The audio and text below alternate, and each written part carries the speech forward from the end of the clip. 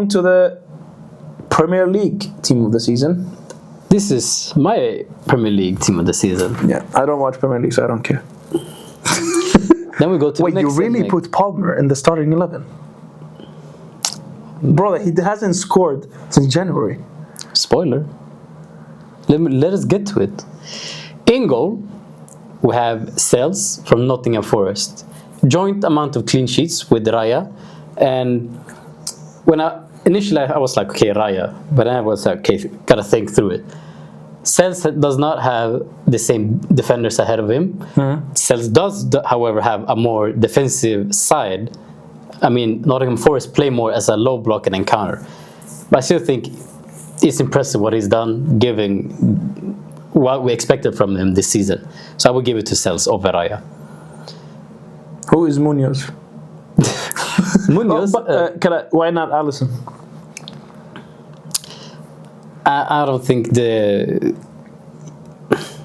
you need it's the amount of clean sheets as well for me. I think it's important how many goals you've kept out. They've had a good defense this year for sure, but I think it's not enough. I would say the same thing.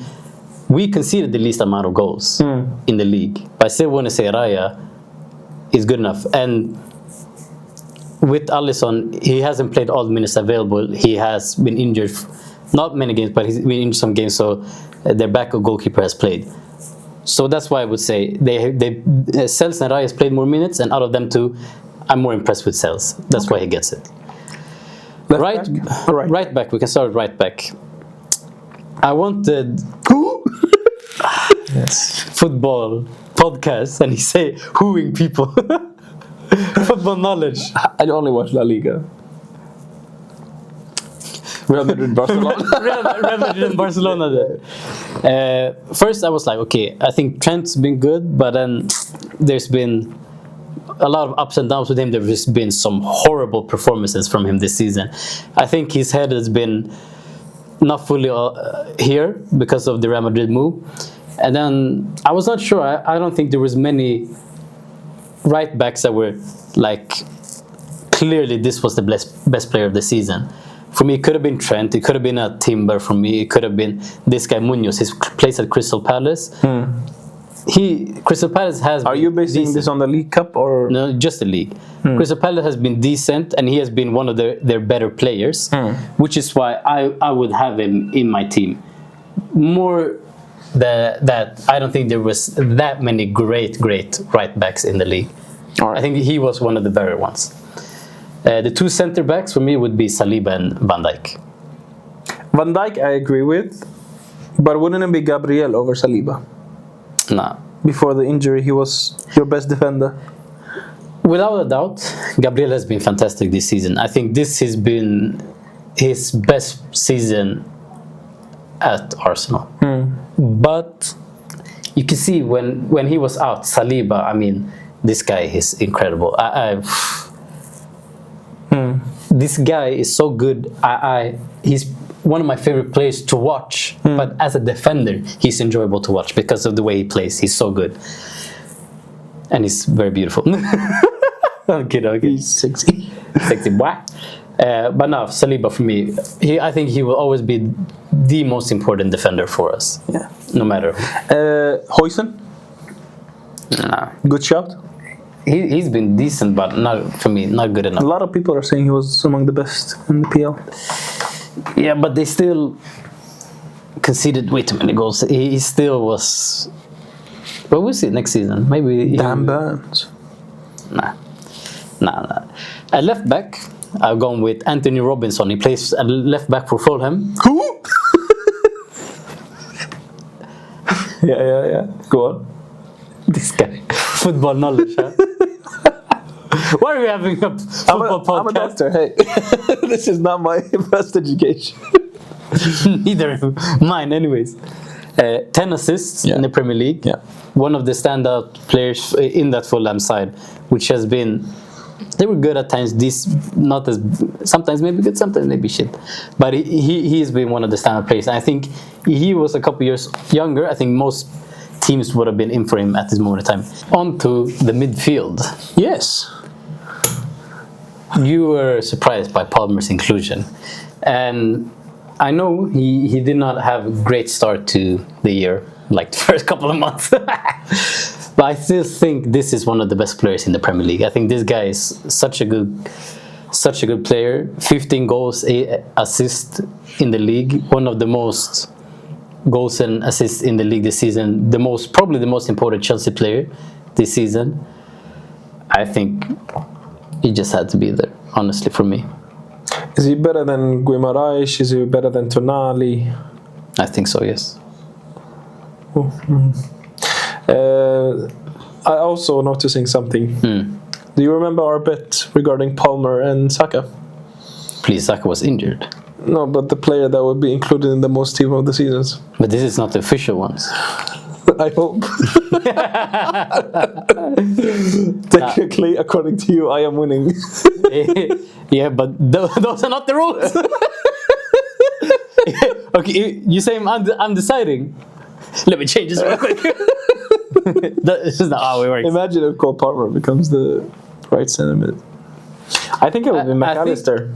I think he could be. I would love him there at Arsenal. I think it would be great there instead of Ødegaard. McAllister. Instead of McAllister, I'll go with Gravenberch from Liverpool. I think because when he came to Liverpool initially, he did not start that well. It wasn't that great at the beginning. But this season, under Slot, he's really found his place within the team, within the system. And I think he is one of the reasons that they've been performing to this level, being able to play the way Slot wants to. And I think he deserves some recognition for it. Of course, McAllister is a good player. He is very important. But I still think their number 6 is very important to them. What are you researching now? Go on. I like this player. Doesn't he deserve to be ahead of Palmer? Gibbs-White. Morgan Gibbs-White. I think, like Palmer, he's been up and down for Forest, but he's been very important for them. For me, what edges it is Palmer has been more central to their team compared to Gibbs-White. Gibbs-White they've shared it. Centrally absent for half a season. Still their most important player. Still the one that has contributed the most in the team. I have a hard time with this one. Who would you say instead? Morgan Gibbs-White. And I would take Tonali instead of ahead of him. Why is that? If you don't perform, like if you're a cam and you're known for goals and assists, and then you do not score for half a season, it's a big letdown. For me, he is still their most important player. The team that Enzo is their most important player, and Caicedo. Caicedo definitely. Caicedo ahead of him. Nah. I would probably put Declan Rice at number 8, and then Caicedo as a CDM. This is not realistic. This is just a midfield 3. It's not like right. Okay, but then I would put Caicedo. Nah. You think Palmer has been better than Caicedo this season? Yeah. I disagree. Another player is Miles Lewis Kelly on the left. He got his debut in like late autumn. Cucurella. Nah. Not Cucurella really locks down a lot of players on the left. He's good. He's good defensively, but not enough. Okay. He's a good player. And the final midfielder I have is Declan Rice. Yeah. I think he is probably one of the best centre mids in the world.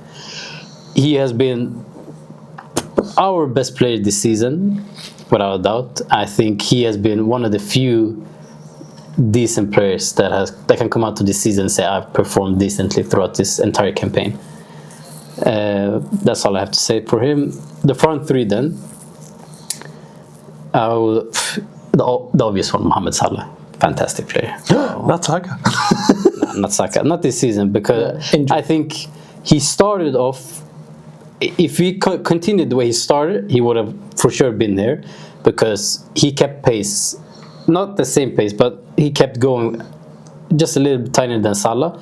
Still performing amazingly. Injured, and then he came back and he was like he couldn't just come back to the same level. But I think if he starts to say next season the same way he did this, I think he would probably be one of the first people there. But not this season. Mohamed Salah, fantastic. Yeah. Amazing. Then player of the year. Well deserved. Yeah. Isak as striker. I mean, this guy has scored so many goals for Newcastle. A Newcastle side that hasn't scored that many goals, but he has been the constant threat. I think he's good at so many aspects of the game, not only goals as well. So many things. I mean, scoring against big teams, coming up in big moments. One of the best in the world. I think one of the best strikers in the world. I think top 5. Yeah, this season. Yeah, for sure. And I think he has like 22 goals this season. Only Salah, I think, has more, or Holland has one more, I guess. So I would have Isak before Holland in this team of the season. And on the left, I know Mbeumo.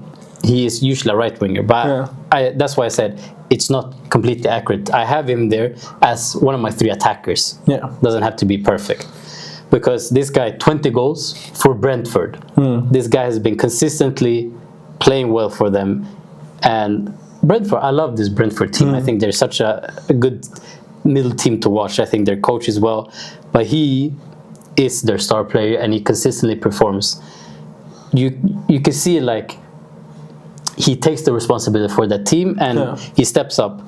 It's him and Johan Vissa, their striker, who has been great this season. Unfortunately, Vissa won't make it, but I think both of them has been incredible this season. And Mbeumo, if I was a big club, I would go for him without a doubt. That's my. It's a very good starting 11. I think this team would be incredible. I think only Palmer is a big question mark. Otherwise, I agree with most of it. Not that I know who these players are. On to the most varied starting 11 you've ever seen in your life, the La Liga starting 11. So, goalkeeper, Juan Garcia. Every club wants him. You know what? I'm mad at this. You know why? Yeah. Last season, we had agreed with the player. Yeah. Espanyol was like, 25 million euros, you can have him. Yeah. Edu was like, nah, 20 million. I was like, no. It's like, come on, 20 million, it's good. Yeah. No. Now we have no chance of signing him. We missed out on probably one of the biggest. Signing? Is it Barca? Probably Barca. And that's a crazy good signing for them. Yeah. He is incredible. Juan Garcia. Remember that name. He's fantastic. Yeah, it's bad if they sign him. Right back, Kunde. I mean, he's a leader. What you mean? Lucas Vazquez then? Lucas Vazquez, I'm sorry.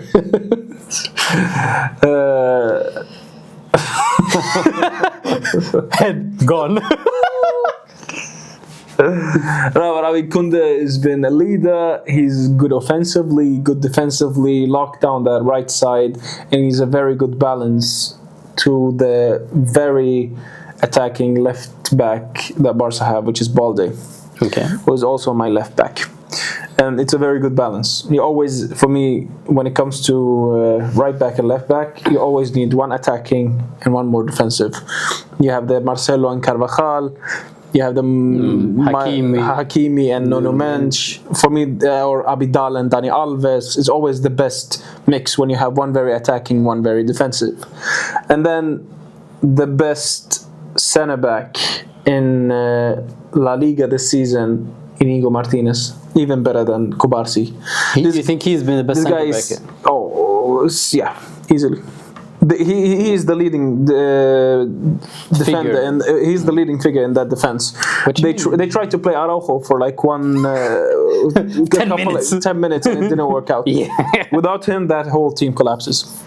And how old is he now? 31? 33. He's very old. Yeah, it doesn't have to be age, but who are they going to replace him with? That's the problem.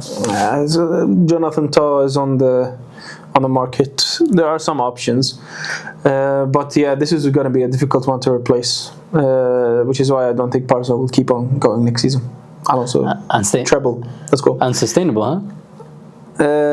Because of the defense. If they had a replacement for Inigo, yes. So we're saying I was right. No, I'm just saying Real Madrid are too good. They will win the treble next season. The second centre back. Oh, we're going full Barca in the centre back in the back line. Kobarsi. I mean, probably the most important players in the team, and it summarized it in the cup final when they. Before the Pedri goal, it started out with a tackle from Kobarsi that was a turnover into a counter-attack. The pass went to Pedri, Yamal, back to Pedri, goal. Those are the three cornerstones of this Barca team, and it's La Masia just keeps reducing. Pedri is not La Masia. He played. He's as much La Masia as Vinicius is La Fábrica. Exactly. It's as much as Saliba is from Hayland. Yeah. Now I'm playing a 4-4-2. 4-4-2. My left midfielder is Baena. Most people from Villarreal, most people know him as the guy that got punched in the face by Valverde for talking smack about Valverde's wife. Yeah. But he turned out to be a really good player. Maybe got some power in the punch. Got power from the punch, and 9 assists. Probably Villarreal's best player. A good shout. And Isco as well. Isco's been so good this season. He's found his form again these past 2 seasons when he came back to Betis. But Baena is not done for. Hasn't he joined Atletico? Not yet. On the verge. On the verge. Yeah. Okay. And then you have the centre mid. I mean, the best midfielder in the world, Pedri. And next to him, him and Mbappe are the only players that can say we had a good season for Real Madrid, and it's Valverde. Valverde, I mean, the amount of goals he scored this season is crazy. Like, every shot outside of the box is just a goal. Valverde shot outside of the box is similar to a penalty nowadays. He does the work of everyone in the team. He has to cover for Vasquez, he has to cover for the rest of the midfield.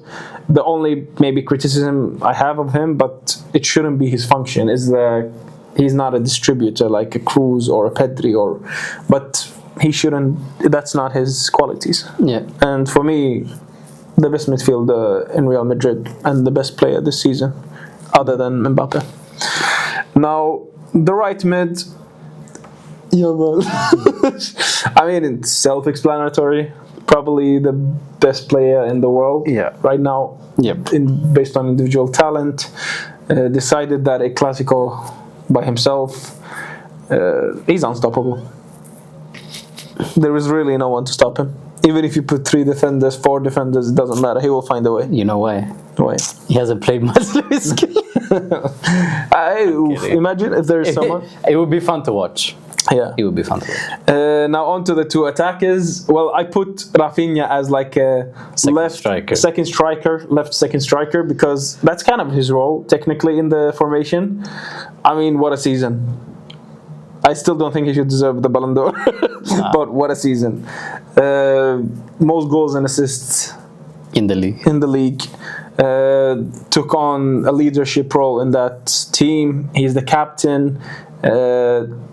Was going to be sold before this season, and then turned out to be the most important cogwheels of this team. And then the controversial Mbappe. I mean, 31 goals, 42 goals. He won the Golden Boot. Golden Boot. I couldn't ask for more. He did his job. He scored a hat-trick against Barcelona. Could have maybe scored some goals against Barca the first time instead of offside, but we move on. Scored against every big top 6 club. Scored against every club. Had a better first season than Cristiano Ronaldo. And yes, goal-wise, sure. I mean, we didn't win anything the first season with Ronaldo. It was similar to this season. So he has to be. For sure. It's pretty self-explanatory. 7 Barca players. 7 Barca players. Yeah, I mean, this Barca team is unbelievable. They dominated the league, and they played such exciting football. But where are their Champions Leagues? Show me. Nah, next season, treble Real Madrid, everybody will forget about this Barca team. Now, a topic you want to discuss. Serie A is back, baby. Well, the best news from this past week for me is that Gasperini has signed for Roma. But the problem with Gasperini is every time he joins a big club, he doesn't perform as well. But I think Roma are the perfect medium. Big, but not big enough. Big, but almost there. And I think he will do wonders in Roma. Please, the football gods, please make this like... Imagine if Roma wins the Serie A, or Roma just reaches the Champions League. Or I think he can do wonders. He can win the Serie A with Roma if he gets some seasons, like 3 seasons. Consistency. He gets to buy the players that he wants with better economy than with Atlanta. Definitely, I think they can win the Serie A, and it's just beauty if it happens. Yeah, it would be lovely, but I have a hard time seeing it. And tell me, I don't know football. You don't know football. I told you, when everyone was saying Conte is gonna leave Napoli, I was like, no, you know what? It's not that I know football, I know people. And I know Napoleons are crazy, I know Conte is crazy, and it's just toxic people. They just work together. And Fabrizio Romano came out and said Antonee Conte stays at Napoli next season. It's confirmed. And they're probably going to sign De Bruyne. Oh, he's going to be naughty! No, it's going to be fun. It's going to be fun. And then you have Allegri back to Milan. You know, he won 2 Serie A with Milan. Yep. Back when Zlatan was the boss with Thiago Silva. Milan, time for the Prezzo ball. Yes. With Allegri. I hope Inzaghi stays in Inter. There's rumors, Saudi calling for him, big money. I think he will get some good players to fill in the team, and then he will do wonders. I'm pretty sure. By the way, I have to say that one thing I didn't mention about the Champions League final. There is one very underrated person that is not talked about enough. Marotta. This guy is the sporting director of the Juventus dynasty. Yeah, I know. He created the dynasty for Juventus, then moves from Juventus to Inter, creates another dynasty. But another thing with him is that, and he is so good at picking the managers, he picked Conte, Allegri, he picked Conte for Inter, he picked Inzaghi, and giving them the perfect players that work in their system for them to allow them to express their tactics in the best way possible. But he has such bad luck because now Marotta has managed being the sporting director of 2 teams, both reached the Champions League final twice and both lost. So, but he was part of the Calzone scandal. Calciopoli. No, I think it was. No. He was managing a whole different side. No, that's another guy. I think he was in the 2nd division back then. Okay, but another sporting director which you can big up then is Luis Campos. He's the PSG one. Oh my God! Because he was the one. Monaco. At Monaco, he brought in James Rodriguez, Bernardo Silva, all of these players, Thomas Lamar, Mendes, and then what is it called? Bakayoko. And then he was at Lille. He brought Nicolas Pepe, Victor Osimhen, Rafael Leao, all these great players. Now at PSG, he's brought in all of these fantastic players. You know, he always uses the Portuguese league as a cornerstone. Vitinha, João Neves. Yeah, he's great at picking those, and probably Real Madrid wanted him at some point. Yeah, so big up Luis Campos as well. Yeah, what well a done. We need to make an episode about Monaco 2017. Yeah, that was a great team. Yeah, sure. Now, a new segment this week. We're trying something out. Malcolm,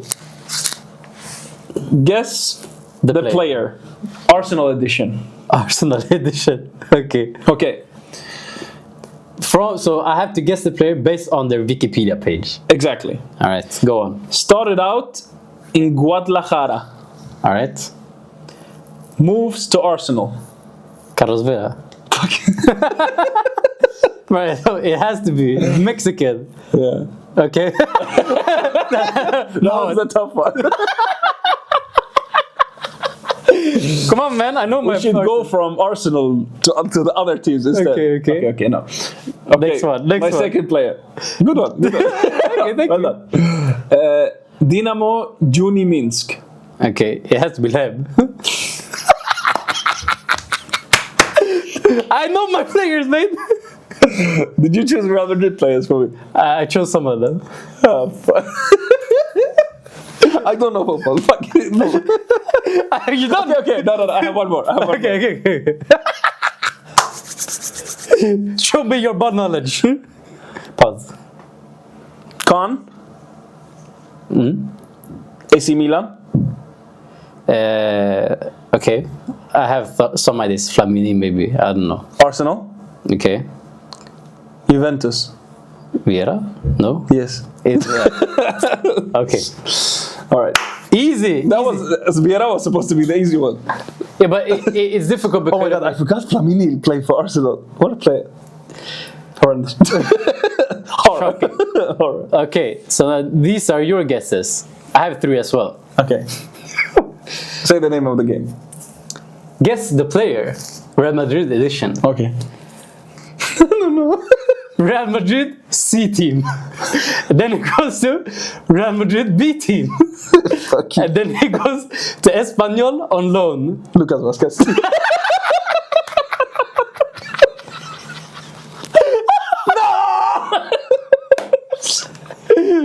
Okay, well done. Okay. I have another one.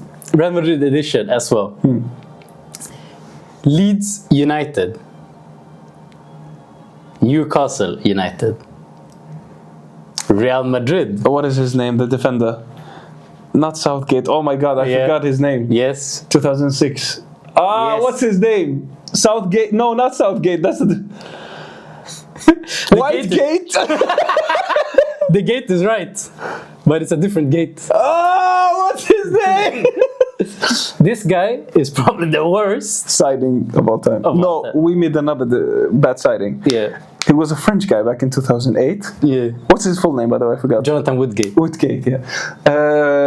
We signed this French player. He slept on the bench. Didn't play a single minute. But I think this is worse. On his debut, scores an own goal, red card, sent off. But he was a good defender otherwise. He was good. It's just sad that he went to Real Madrid. Okay, the last one. Yeah. First team, Talleres. Second team, Huracan. Third team, Palermo. Fourth team. Is it Pastore? For those that don't know, when we played football together, this guy was Javier Pastore. Let's go. That's why I have to pick him. I have to pick him, of course. Yeah. Hey, it's a nice segment, you know? I like it. It's a nice one. We need to do is... You have another one? No, this was all I had. Okay. We know football. Hey, we know football. We know our clubs. Yeah, we know our clubs. Okay, next time we have to do something different, something more difficult. Yeah. Now, comment of the week. Candidates, you can vote. Yeah. Okay, comment of the week. First one. Breaking news. Tottenham have decided to sack Ange Postecoglou. And the comment was, Season 3 better than Season 2. He probably meant having no job is better than being a Spurs manager. Nah, that's a violation. Imagine if he gets fired after that comment. That is the biggest throw of all time. That's why I said you're reaching. Stop. You just don't say anything. Have you seen, is it the Superman meme or the Batman meme where it's like Season 3 is better than? Yeah, that's Levy, right? Yeah, that's exactly it. Now, the second best comment of the week. Inzaghi. He said, "We have studied the way PSG play. We were ready." And someone commented, "This guy studies like me." F plus, F plus, F plus, brother, deluxe. Oh, this is horrible. Yeah, and Barcelona, the congratulation FC of the season for 10 years in a row.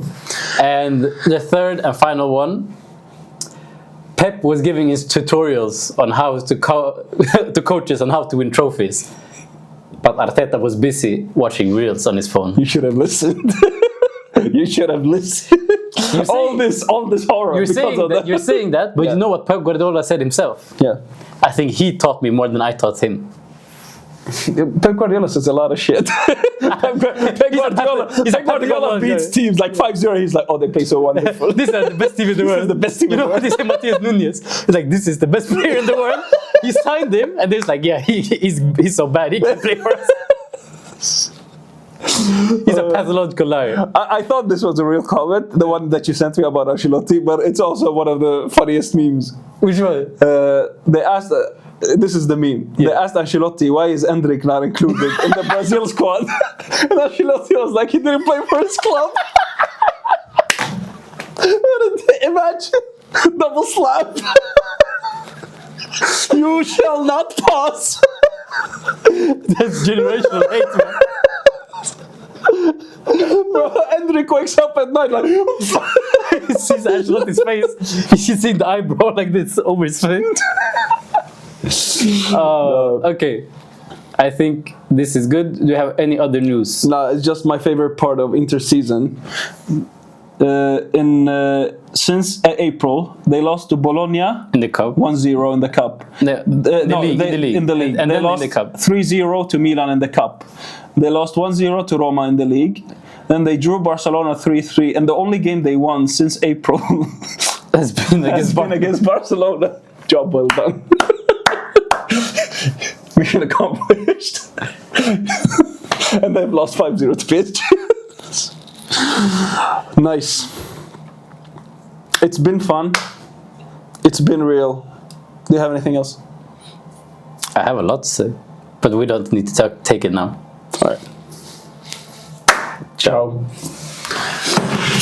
Bra episod.